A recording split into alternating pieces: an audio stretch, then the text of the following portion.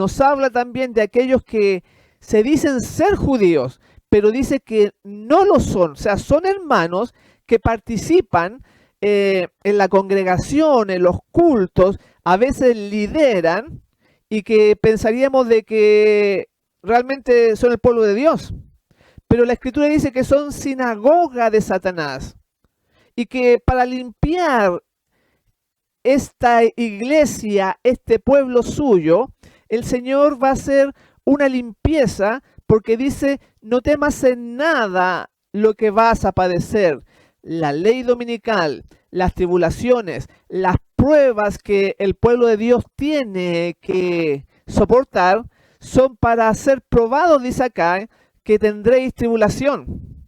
Y el propósito del mensaje de esta mañana es ver que ojalá que nosotros que estamos escuchando, que estamos en este momento en la iglesia, no seamos parte de esa multitud mixta, de esos judíos que blasfeman pero que no lo son, sino que son sinagoga del enemigo. Y pongo de ejemplo esta iglesia de Esmirna por el sufrimiento, por la persecución, porque esta iglesia es la única de las 7 que no recibe ninguna reprensión, sino felicitaciones y promesas de recompensa. Cuando hoy en día vemos todo lo contrario, todo lo opuesto a lo que nos muestra la Escritura y la mundanalidad, cómo ha invadido al profeso pueblo de Dios, la música, los hábitos, etcétera. Todo eso que debiera ser un distintivo para nosotros, para el mundo, de que este es un pueblo especial, de que es un pueblo distinto. Y más que nunca debemos nosotros levantar el estandarte y protegernos y velar, como dice la Escritura. En Spiritual Gift, en el tomo 2, en la página 277, dice: el poder que Satanás emplea para engañar durante el tiempo del fin es 10 veces mayor que en los días de los apóstoles. Qué fuerte esta cita, porque los obstáculos, los impedimentos, las pruebas, todo lo que nos puede hacer decaer, ha sido aumentado 10 veces, dice acá, por el enemigo, para destruir la fe de este pueblo final. Dice que durante el tiempo del fin es 10 veces mayor los ataques de Satanás contra nosotros.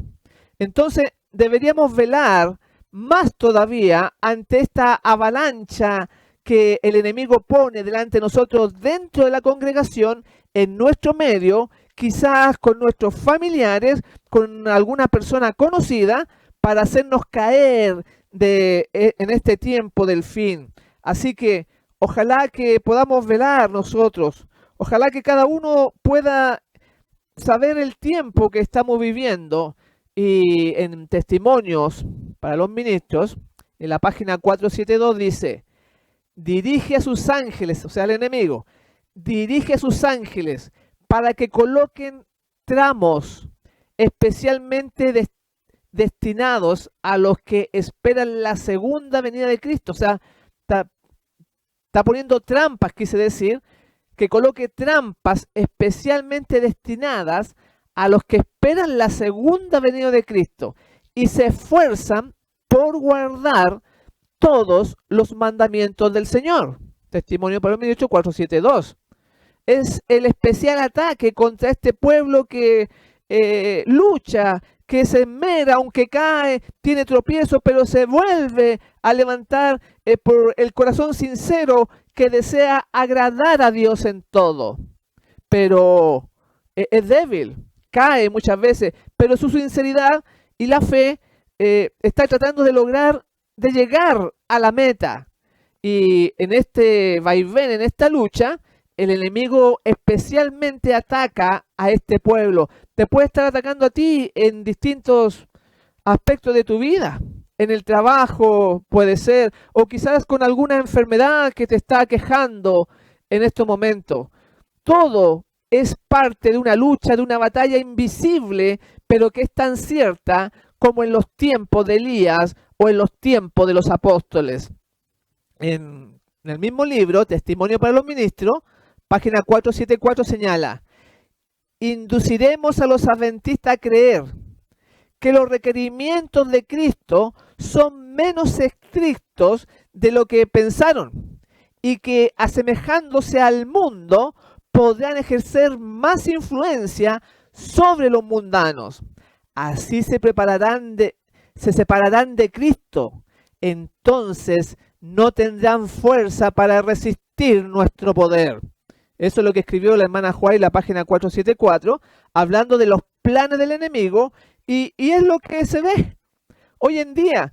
Cómo se rebaja la norma, cómo se le llama a los que quieren hacer la voluntad de Dios fanáticos, extremistas, porque acá dice que va a tratar de inducir a los adventistas a creer que los requerimientos de Cristo son menos estrictos de lo que se pensaba, que tenemos que asemejarnos a las otras iglesias, que no debemos ser tan legalistas, también se usa esa palabra, porque esta multitud mixta que estamos mencionando, estos que se dicen judíos, pero no lo son, no se quedan tranquilos, no se quedan quietos, se airan cuando se les presenta la palabra de Dios en forma directa, y ahí es donde se va a producir esa persecución interna dentro de la congregación, y que finalmente el enemigo, no tranquilo con eso, va a ser una opresión mundial, trayendo como la última prueba el falso día de reposo con una ley dominical para hacer caer y tamizar al pueblo de Dios de la faz de la tierra.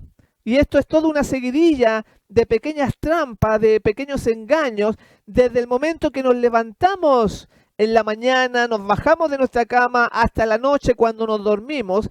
Es una constante prueba del carácter y de lo que somos en verdad. También ella dice que va a usar, la hermana White dice que va a usar a aquellos que tienen apariencia de piedad, pero que no conocen la eficacia de ella, para ganar a muchos.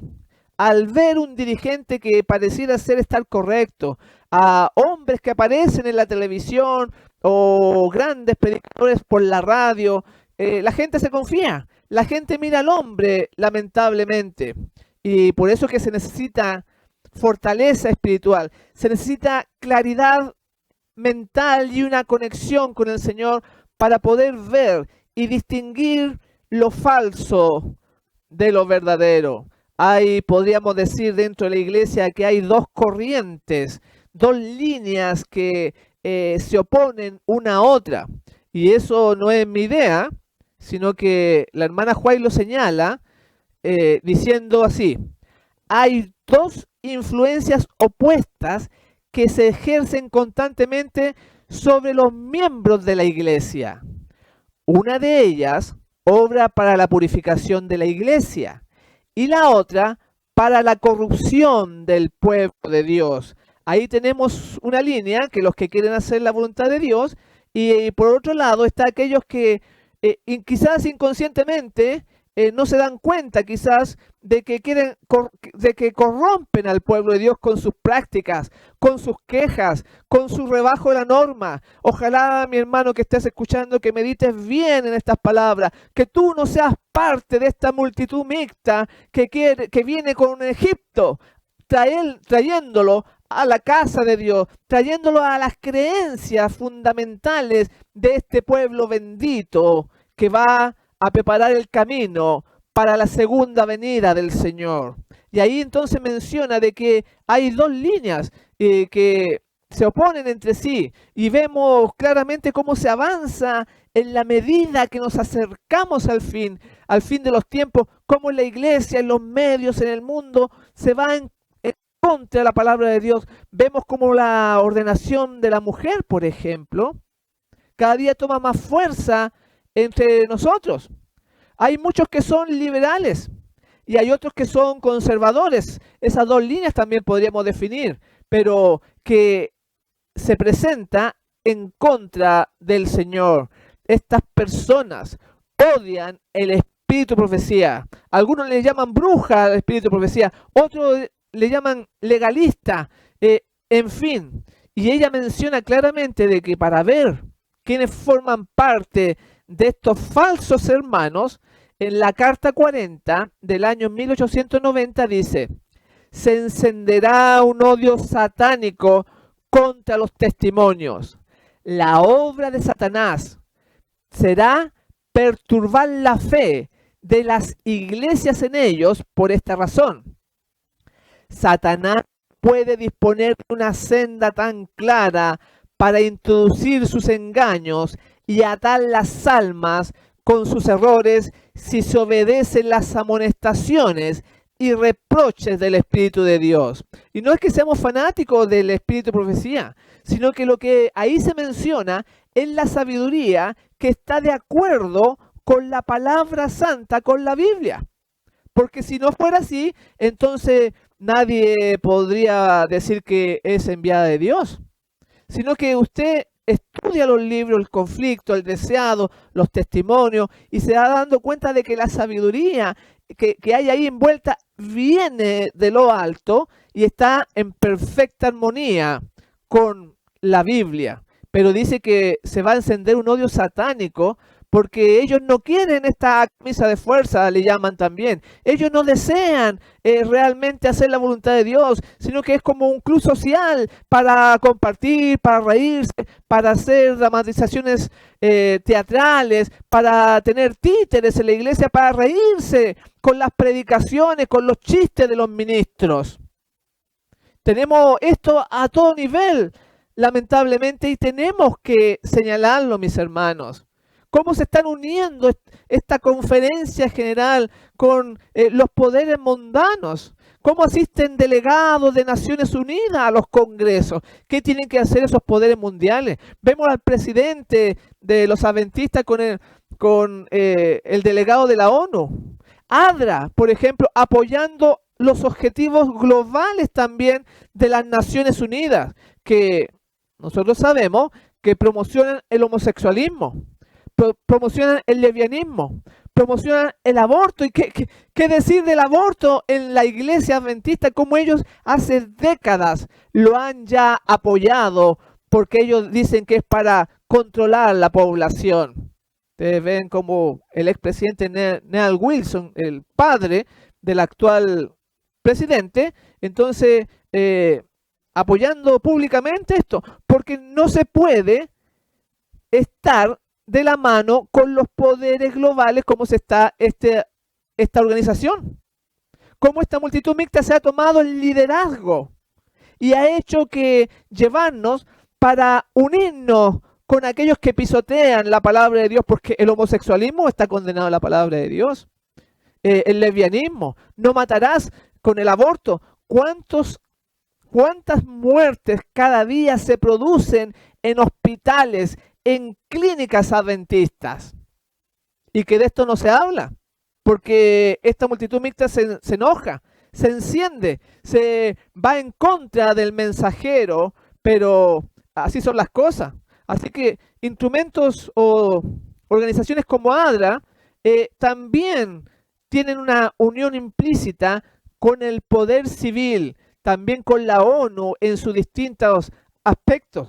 Tenemos los servicios de cantos, que parecen más bien conciertos, sobre todo en los camporí de este club de conquistadores. Predicaciones que están orientadas a hacer un show de risas, como recién dije, y muchas otras cosas más que distraen a la membresía, al miembro común, del mensaje del tercer ángel que debemos dar. El baile, cómo se ha introducido también, el rechazo a la reforma pro salud, etcétera, etcétera. Podríamos dar la lista, pero es muy larga, mis hermanos. Cada uno tiene que ver, tiene que analizar, y ojalá no apoyemos ni seamos parte de este movimiento dentro de la iglesia, dentro del pueblo de Dios. En Consejo sobre Mayordomía, en la página 280 dice, hablando de la reforma pro salud que se desprecia hoy en día: la salud es una bendición inestimable, dice, que está más íntimamente relacionada con la conciencia y la religión de lo que muchos se dan cuenta. Tiene mucho que ver con la capacidad de uno para servir y debe ser guardada en forma tan sagrada como el mismo carácter, porque cuanto más perfecta sea la salud, tanto más perfectos serán también nuestros esfuerzos para hacer progresar la causa de Dios y beneficiar a la humanidad. Ahí termina la cita. Y aquí se nos da entonces la importancia también de este brazo derecho del mensaje del tercer ángel, que mientras mejor sea nuestra salud, más perfectos van a ser nuestros esfuerzos para hacer progresar la causa de Dios, porque va a estar más despierto, va a tener ánimo, no va a andar tropezando por aquí y por allá porque la salud le afecta. En Testimonios tomo 2, en la página 65, sigue diciendo: es tan pecado violar las leyes que rigen nuestro ser, como quebrantar uno de los 10 mandamientos, porque no se puede hacer ninguna de las dos cosas sin quebrantar la ley de Dios. Las leyes de nuestro ser, entonces aquí las pone en igualdad con los mandamientos. Y hay muchas citas más.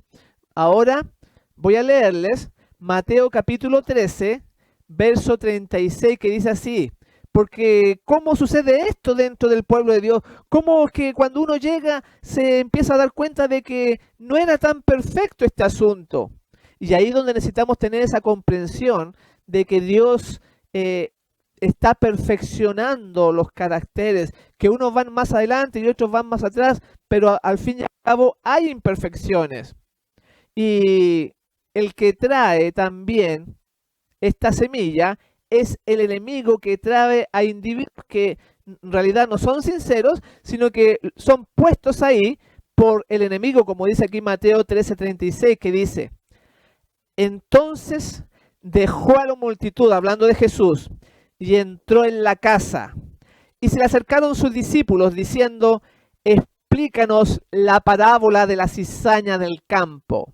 Y respondiendo él les dijo: el que siembra la buena semilla es el Hijo del Hombre, y el campo es el mundo, y la buena semilla son los hijos del reino, y la cizaña son los hijos del maligno. O sea, Dios busca a sus hijos sinceros y les enseña, los perfecciona.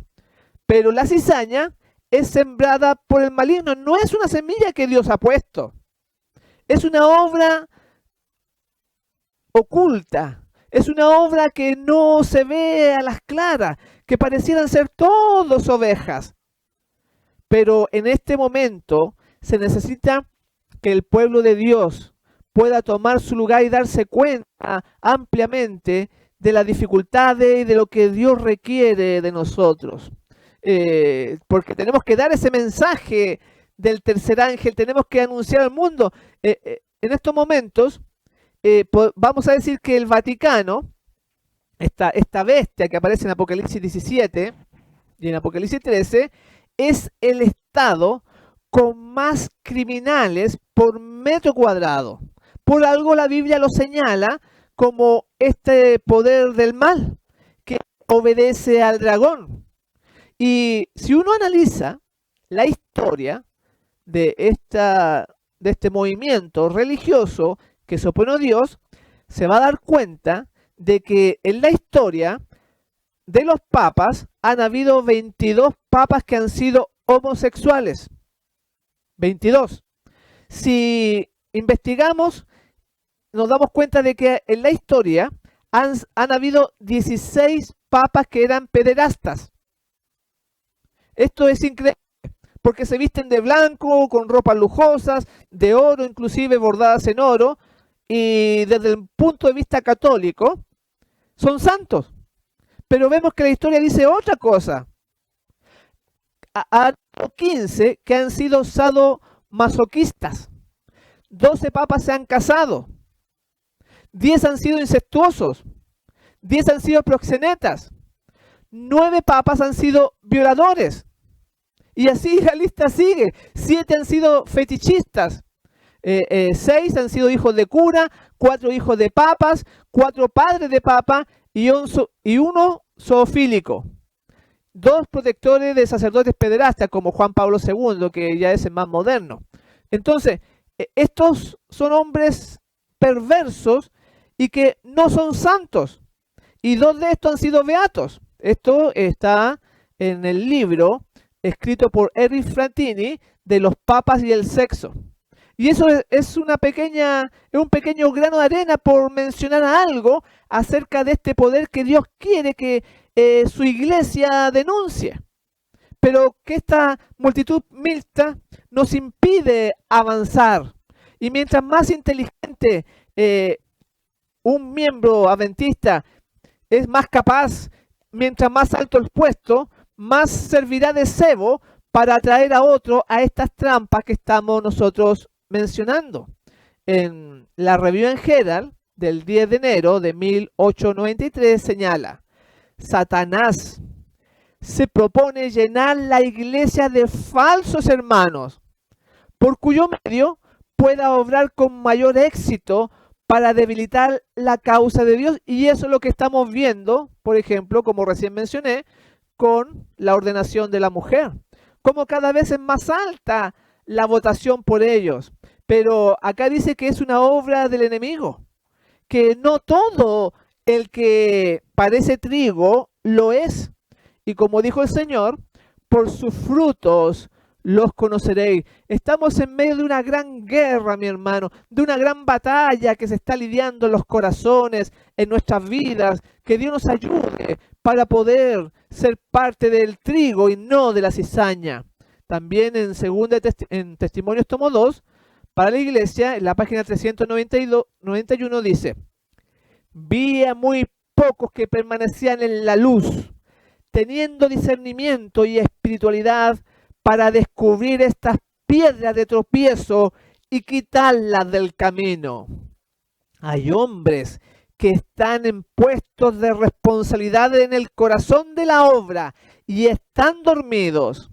Satanás los ha paralizado con el fin de que no descubran sus planes y ardides, mientras que él está activo, seduciendo, engañando y destruyendo.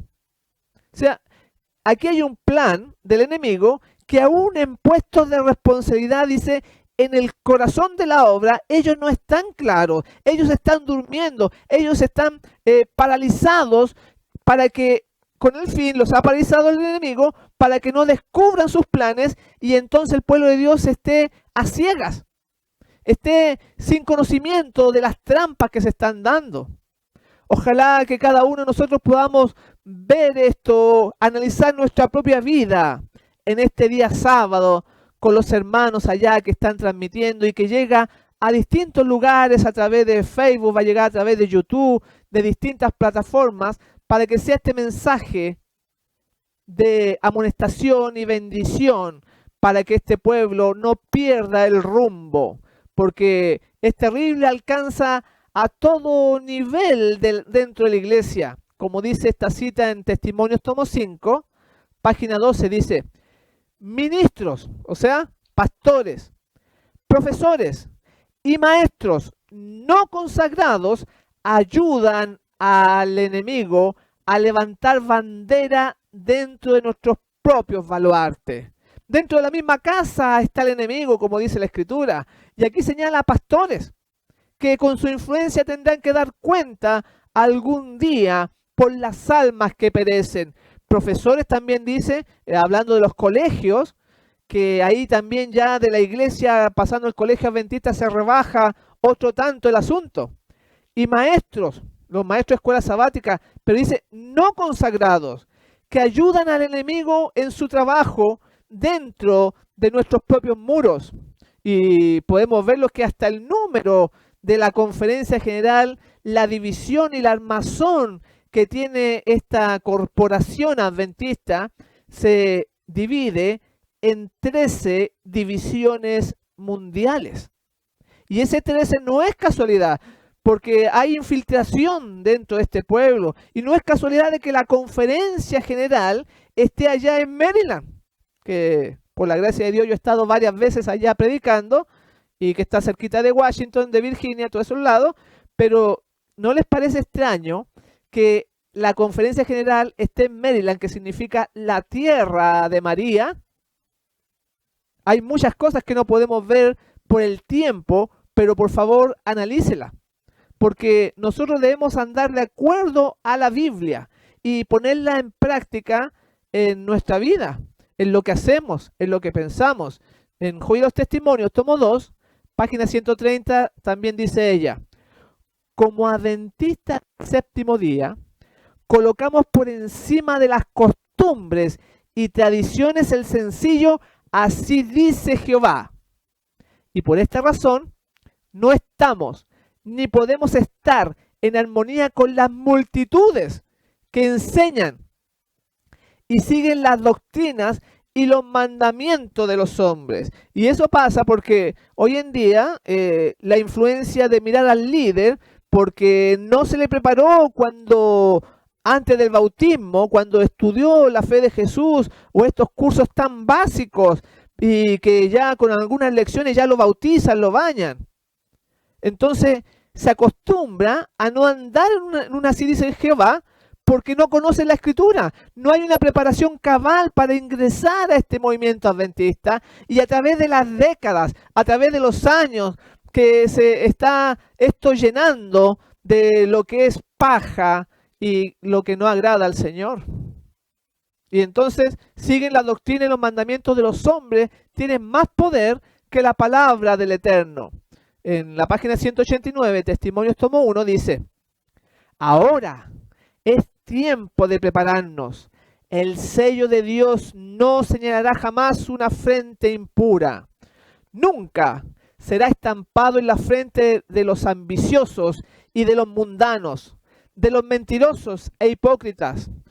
Todos cuantos reciban el sello deberán comparecer sin mancha ante Dios como candidatos al cielo. Escudriñar por vosotros mismos las Escrituras, a fin de comprender la pavorosa solemnidad de la hora presente. Ahí termina la cita. Claro, ahí el testimonio nos muestra, es una lámpara que ilumina el momento que estamos viviendo de la historia.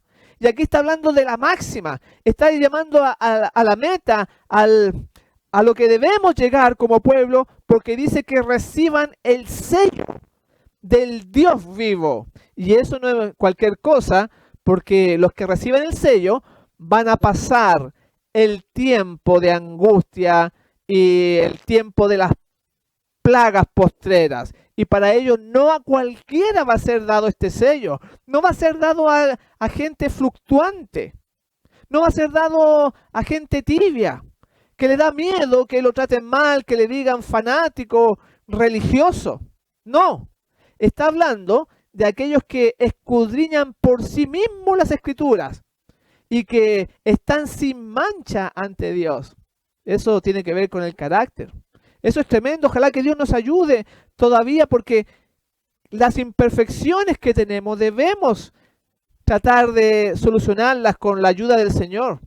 Hoy estamos viviendo en el tiempo de que a lo bueno se le llama malo, y a lo malo se le llama bueno. Si en los tiempos que recién pusimos el ejemplo de Esmirna, de esta iglesia que no soportaba a aquellos judíos que no lo eran en realidad, en ese tiempo de persecución, que iban a ser echados algunos en la cárcel, como decía el versículo, se malinterpretaba, por ejemplo, la comunión de la Santa Cena, como una especie de canibalismo, en la cual tomaban sangre y comían carne humana. O sea, siendo una iglesia tan fervorosa, tan pura, aún así el enemigo torcía sus actividades.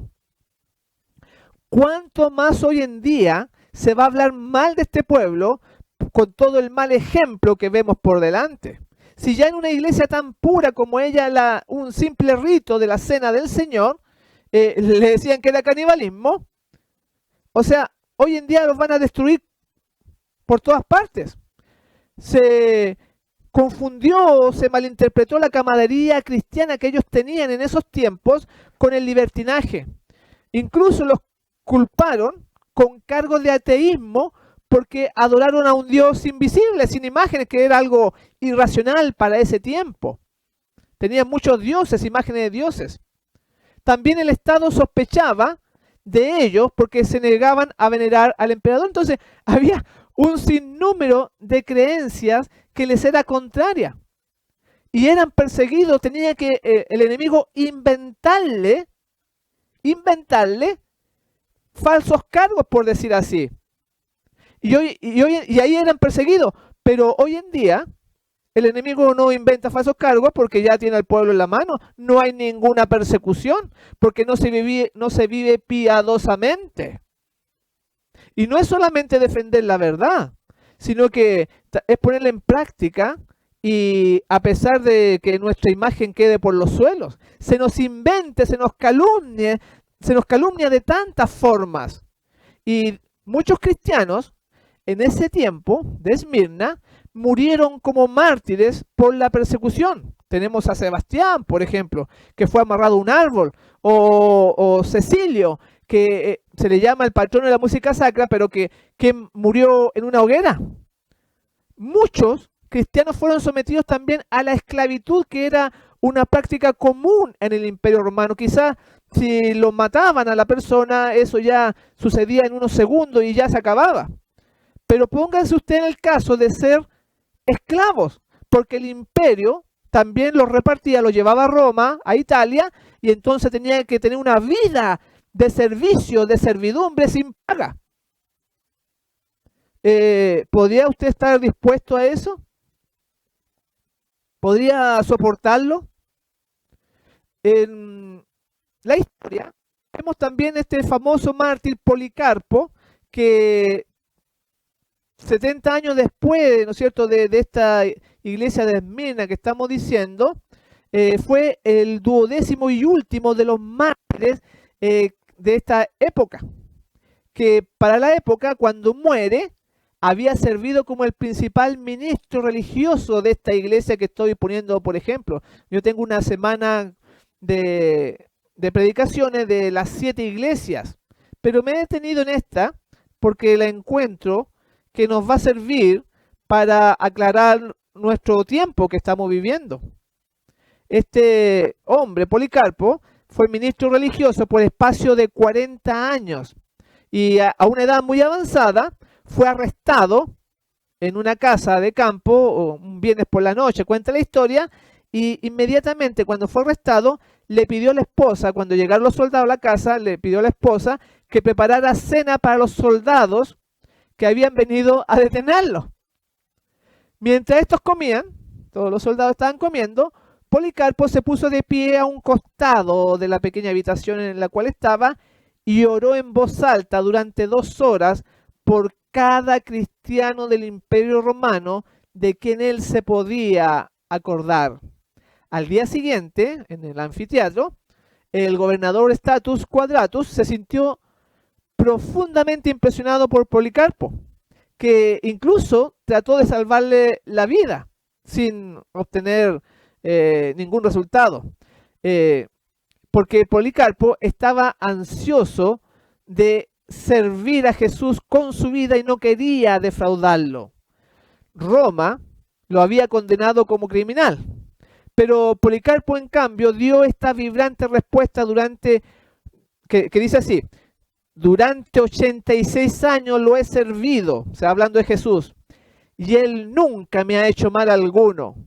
¿Cómo puedo yo maldecir a mi rey que me salvó? Y entonces ahí prepararon la hoguera y lo queman y ahí muere. Pero ¿quiénes son los que prepararon esa hoguera? Aquí viene el punto al cual queremos llegar. Eran los miembros de la sinagoga judía, sus mismos hermanos, quienes pidieron a gritos que Policarpo fuera arrojado a los leones también. Pero los leones estaban más que satisfechos, no tenían hambre, que es muy raro eso, porque los momentos anteriores se habían comido a otras víctimas no cristianas.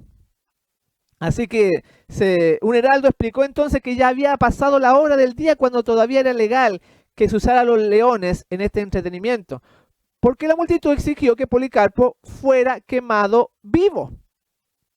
Y cuando el gobernador consintió, los judíos, en una actitud hostil, podríamos decir muy poco común, fueron los primeros en reunir leña para la hoguera, aunque era día sábado. Ellos igual prepararon ahí. Eso está en el libro Apocalipsis y sus revelaciones de Mervyn Maxwell, la historia de Policarpo. Y es un ejemplo de cómo los mismos hermanos que guardaban el sábado eran los más interesados en quemar a este hombre de Dios. Porque la historia toda se va a volver a repetir. No hay nada nuevo bajo el sol. Pero el Apocalipsis decía, no temas en nada lo que vas a padecer. He aquí el diablo echará a alguno de vosotros en la cárcel, para que seáis probados y tendréis tribulación por 10 días. Y ese número 10, que también representa es un símbolo bíblico de prueba, por decirlo así, de juicio, porque son exactamente 10 mandamientos en la santa ley de Dios. También que el hombre es probado por la ley. En Santiago 2:10 dice que también será juzgado por esta ley. Encontramos una serie de ejemplos en la palabra de Dios que nos confirman por qué la Biblia menciona 10 días, no menciona 15, 12, 9, no, menciona 10. Y podemos verlo que estos 10 días literales de prueba respecto a la alimentación que tuvo que soportar, por ejemplo, el profeta Daniel cuando llegó a Babilonia, y al cabo de los cuales iba a ser juzgado. O sea, siempre está eso en la Biblia. También podemos ver en el calendario judío, encontramos los 10 días en relación a prueba y juicio, que durante la vigencia del santuario terrenal, el pacto antiguo, encontramos que cada año, en cada año, con la fiesta de las trompetas, comenzaban a correr 10 días de prueba que concluían en el día de la expiación, cuando llegaba el juicio, el famoso Yom Kippur que se le conoce. La simbología del número 10 como prueba o juicio también la encontramos en las 10 plagas, por ejemplo, en Egipto, y donde también lo vemos en las 10 generaciones de Adán hasta Noé, hasta que vino el juicio con ese gran diluvio, que hasta el enemigo tuvo miedo de desaparecer. Sabemos que la profecía de la palabra de Dios, un día profético equivale a un año literal. No voy a ahondar más en esto, pero la Biblia, que no puede ser quebrantada, muestra de que este pueblo va a sufrir persecución. Esta es la última y más sangrienta de las persecuciones. Va a darse no en el Imperio Romano, sino bajo nuestro tiempo, a esta generación. No va a ser solamente Diocleciano, que se extendió allá por 10 años en el pasado, sino que hoy nuevamente el pueblo de Dios va a ser probado, como decía la Escritura. Y por eso que es tan importante esta preparación interna, mental, del corazón, que podamos nosotros desarrollar. En Mensaje Selecto, el mensaje para los jóvenes, en la página 296 dice: cuando los que profesan servir a Dios sigan el ejemplo de Cristo, practicando los principios de la ley en su vida diaria, cuando cada acto de testimonio de que aman a Dios más que a todas las cosas y a su prójimo como a sí mismo, entonces la iglesia tendrá poder para conmover al mundo. Ahí termina la cita. Y eso es lo que pasa hoy en día, que como no se tiene ese poder, no se practican estos principios, tampoco se enseñan desde el púlpito, entonces se recurre a planes alternativos como obras teatrales, música, Navidad, por ejemplo, distintas celebraciones, Día del Profesor, Día del Pastor, Día del Diácono, cosas que no son en la Biblia, para dar ese sentimiento de sociabilidad, de que aquí estamos contentos, de que aquí la pasamos bien, pero se hacen rifas, se hacen, digamos, comilonas para juntar dinero, cuando debiera ser dado una ofrenda en forma voluntaria, no estimulando de esa forma como el mundo, que incluso en la iglesia se hacen bingos. Por eso que esta forma de ver la Biblia es totalmente distinta a lo que Dios nos presenta en su palabra. Y el pueblo de Dios obedece simplemente hace lo que la Biblia señala. Y como dice el Conflicto de los Siglos, sin importar las consecuencias, sin importar nuestra vida, nuestra imagen en el mundo, sin importar cuánto se pueda sufrir. Por eso decía ahí en Apocalipsis 2, 10, 11, no hace nada lo que vas a padecer. O sea, ahí menciona de que va a haber esa tribulación, va a haber esa persecución, ese sufrimiento. Dice, no temas en nada lo que vas a padecer. Sé fiel hasta la muerte y yo te daré la corona de la vida. El que tiene oído oiga lo que el Espíritu dice a las iglesias. El que venciere no sufrirá daño en la muerte segunda. Gloria a Dios por eso. Porque ahí está la promesa. Aquellos que se han preparado y que vencieron por amor al Señor. Ese es el verdadero amor, de dar por las almas, de enseñarles cuál es el camino. No como hoy en día que se dice todo lo contrario, que por amor no se predica estas cosas porque son muy duras, porque la gente se asusta, tiene miedo, ya no quiere ir más a la iglesia porque está apenas. En 1 Juan, capítulo 4, versículo 18 dice así: en el amor no hay temor, sino que el perfecto amor echa fuera el temor. Porque el temor lleva en sí castigo, de donde el que teme no ha sido perfeccionado en el amor. Si tú te asustas, si tú te da miedo, todavía el ego está vivo ahí dentro de ti y te da miedo, entonces quiere decir que falta perfeccionar el amor. Porque dice que el amor echa fuera el temor. Más claro, ni echando agua. No hay peor sordo que el que no quiere oír. Pero estas son palabras para que sigas la senda correcta. Este es el camino. No podemos suavizarlo ni maquillarlo para que la gente no se asuste, porque no debiera asustarse, porque la conciencia lo acusa. En 2 Timoteo 3:12 dice: todos los que quieren vivir piadosamente en Cristo Jesús padecerán persecución. O sea, la Biblia es clara. La Biblia menciona que este camino no es un camino fácil de rosa. También el Señor Jesús dijo que si había que ser crucificado, que había que crucificar la carne, las pasiones y todo eso. Este es un asunto, mis hermanos, de la mayor importancia.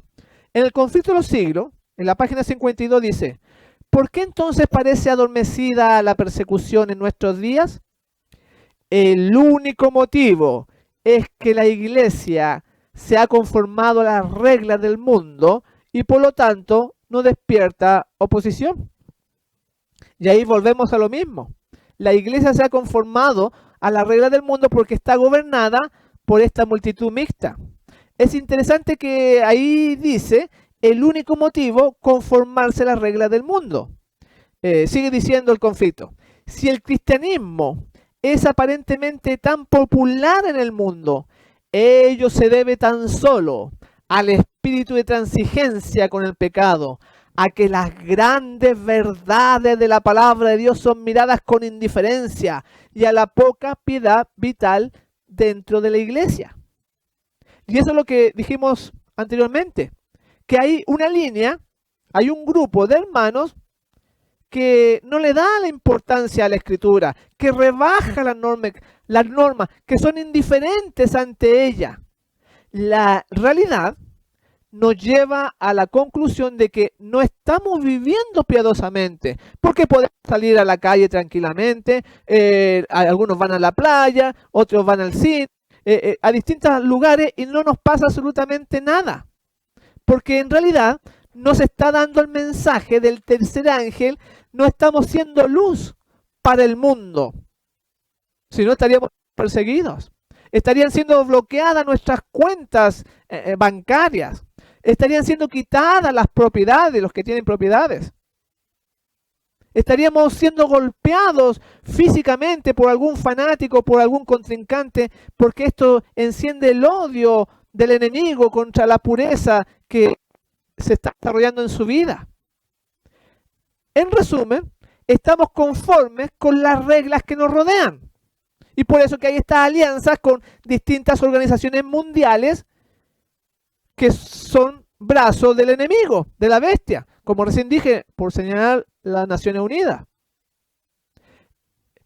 Estamos conformes con las reglas que nos rodean y el espíritu de transigencia que se vive hoy en día en nuestro medio, de tolerancia con el pecado, ha llegado a envolver a este pueblo sutilmente. Y hay un pecado del que es el más grave y que claro, no se nota, pero muchas veces el que dirige está lleno de orgullo. Y claro, no es algo que tangible, ¿no? Pero es uno de los graves pecados, igual lo escogen como dirigente. Se hace la vista gorda ante determinadas cosas y en otras son más estrictos. Pero todo desagrada a Dios, todo lo malo que no está en la Biblia. En primer escrito, página 119, dice: un estupor como letargo parecía suspendido en la mayoría de aquellos que profesan creer que tenemos el último mensaje. O sea, un estupor como letargo, dice, o sea, un adormecimiento, podríamos decir, un relajamiento, que están ahí tranquilos, olvidándose de que somos responsables por la que hemos recibido, por cada libro que usted ha leído, por cada culto que se supone que perfecciona y nos acerca a Dios, por todo este privilegio de tener el testimonio de Jesús con nosotros, por cada cosa, por cada bendición. Somos responsables por la luz que hemos recibido. El Señor dijo: vosotros sois la luz, vosotros sois la sal de la tierra. Pero si la sal se desvaneciere, ¿con qué será salada? No sirve más para nada, sino para ser echada fuera y pisoteada por los hombres. Si nos damos el mensaje, si nos desvanecemos, no servimos ya nada más como este ejemplo de la sal que estamos citando. Es echado fuera. Es el grave peligro que enfrenta el Israel moderno hoy en día. El mensaje final, o sea, el mensaje de los tres ángeles, denuncian al sistema falso, denuncian al catolicismo y al mundo protestante la imagen de la bestia. Vean que no es fácil esto. Porque no solamente los católicos nos van a odiar, sino que las demás denominaciones. Y entonces, como recién dije, a muchos les da miedo y se han hecho estadísticas de que el primer miedo que tiene la gente es el hablar en público y el número 2 es morirse. Fíjense que el primer miedo, lo que más miedo le tienen las personas es hablar en público, podríamos decir, es predicar, es enseñar. Porque no es fácil, pero no importa, se van a levantar Elías modernos, Juanes Bautistas que van a denunciar como ellos lo hicieron ante el rey, ante un rey apóstata. Se necesita que este pueblo abra su boca, que mueva sus labios, que viva de acuerdo a lo que de lo que está en la palabra de Dios. Esto es algo real. Ya vemos por doquier señales, vemos guerra, vemos los planes del enemigo en cuanto a la élite mundial que se unen con el papado. Todos los días las noticias nos presentan enfermedades, muertes, sufrimiento. Todas las señales que salían en Mateo 24 están delante de nosotros. Y se necesitan predicadores, Se necesitan gente que amoneste, que enseñe, que dirija, que muestre la Escritura. A pesar de que estemos delante de un rey apóstata, como recién dije, como Elías y Juan el Bautista. En Profetas y Reyes, página 103, dice este gran ejemplo de valentía que presentan estos varones de Dios. Dice, hablando de Elías, yo no he alborotado a Israel, aseveró audazmente, sino tú y la casa de tu padre, dejando los mandamientos de Dios y siguiendo a los Baales. Y ahora va el punto a lo que queremos llegar. Hoy también es necesario que se eleve una reprensión severa, porque graves pecados han separado al pueblo de su Dios. Los suaves sermones que se predican con tanta frecuencia no hacen impresión duradera. La trompeta no deja oír su sonido certero. Los corazones de los hombres no son conmovidos por las claras y agudas verdades de la palabra de Dios. Y ahí menciona en esta cita que graves pecados han separado al pueblo de su Dios. Imagínense que ella lo dijo hace más de 100 años atrás. ¿Qué diría hoy en día en cuanto a lo que estamos viendo, a estas uniones ilícitas con los poderes globales? Porque esto no es solamente cosa de una iglesia, de un movimiento religioso, una nación adventista, sino que esto es algo global. Estamos hablando del planeta, estamos hablando de los países, de que va a llegar el momento en que se va a cumplir de que todo el mundo va a adorar a la bestia. Todos. Para allá van estos planes. Imagínense los pasos que se han dado ya con esta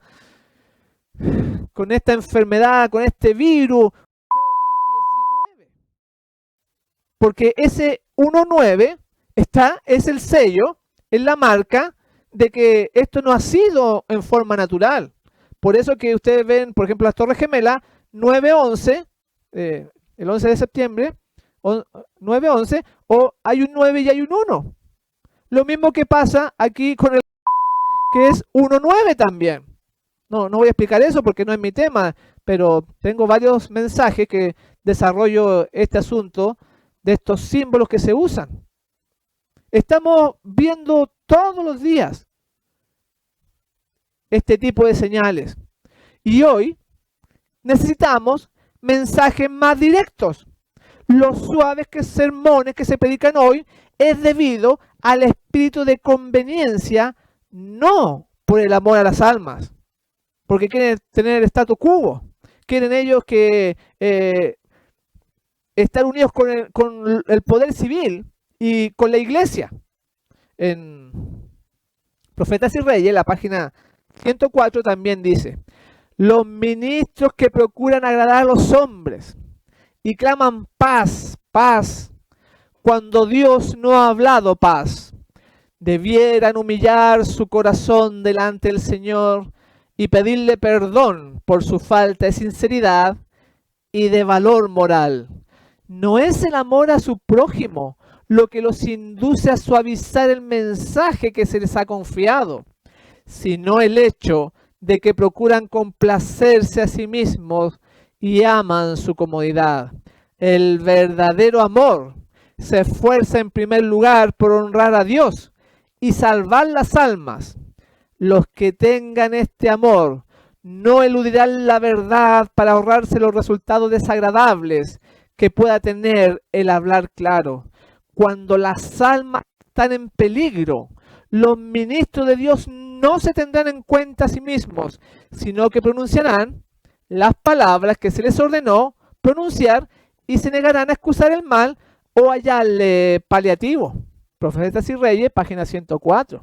Entonces, eso de que nos han querido meter, de que por amor nos enseña, de que no se quiere ofender a las almas, ese dice que no es el verdadero amor. Lo que interesa es mostrar el camino y que la persona pueda decidir.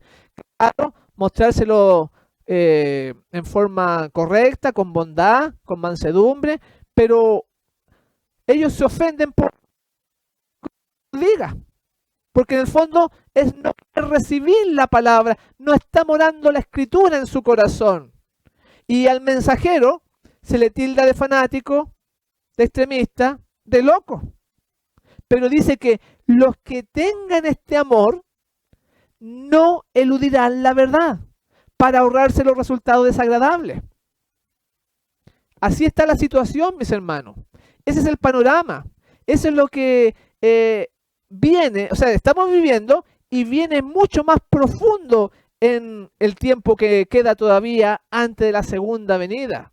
Así que no debemos olvidar lo que la Escritura nos menciona. Aquel que nos dijo, el que estuvo muerto y que vivió. Aquel que es la resurrección y la vida.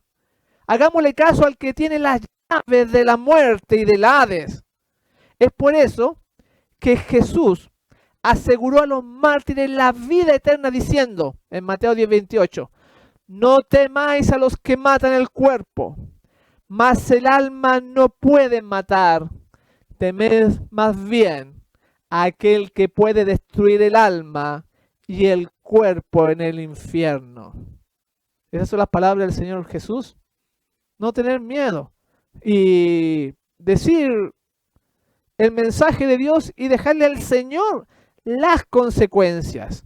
También Pablo dijo un poquito antes de morir como mártir, en 2 Timoteo 4:6 dice, porque yo ya estoy para ser sacrificado y el tiempo de mi partida está cercano. He peleado la buena batalla, he acabado la carrera, he guardado la fe. Por lo demás, me está guardada la corona de justicia, la cual me dará el Señor juez justo en aquel día, y no solamente a mí, sino también a todos los que aman su venida. Gloria al Señor por eso. Así que el apóstol confirma lo que estamos mencionando, de que este camino es de persecución, que hay que pelear esta buena batalla, que hay que guardar esta fe a pesar de los problemas, de las circunstancias que el enemigo está poniendo en nuestra vida, utilizando distintos medios, como dijimos recién, porque el Señor juez justo en aquel día dará la corona de justicia a todos los que perseveren en su segunda venida.